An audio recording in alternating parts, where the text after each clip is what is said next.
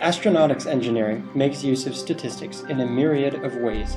Before a spacecraft is even launched, its engineers will have collected data about the craft's performance through uncountable simulations, like Figure 1, which shows data regarding the performance or lack thereof of the controversial EM drive, data about the celestial bodies the craft will visit, like Figure 2, which shows data collected by experiments on Titan's surface, and data about weather conditions both on the launch pad and in space. Later, instruments aboard the spacecraft will collect data from the onboard instruments, detailing information about the craft's status and about the characteristics of the craft's surroundings.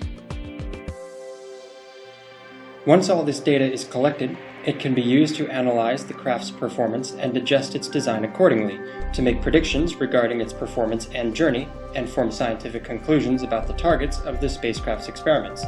Figure 2 is an excellent example of the latter. The first graph shows the data collected by the in situ experiment, and the next three show data collected by a similar instrument in the lab based on predictions about what Titan's surface may be like. By comparing the first with the others, conclusions can be drawn about the nature of Titan's surface.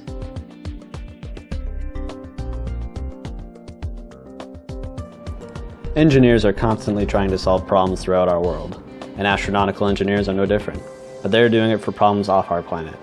Astronautical engineers are tasked with finding new ways to deal with medical issues in space, just like how biomedical engineers are tasked with the same problem on Earth. Wireless communication from Earth to space is also closely related to wireless communication created by other engineers that is used on Earth. The most obvious NAE grand challenge that astronautical engineering connects to is engineering the tools for scientific discovery.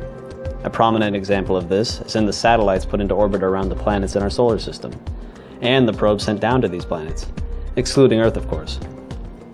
Finding clean water also plays a role in astronautical engineering. Astronauts are humans too, and therefore they need certain necessities to survive. One of these is fresh water, and believe it or not, it's pretty hard to come by in space. So the challenge of getting a stable source of fresh water to astronauts is also a prevailing issue in astronautical engineering. As opposed to other engineering fields, astronautics engineers tailor their skills toward creating equipment, systems, and structures that will survive the harsh conditions of space.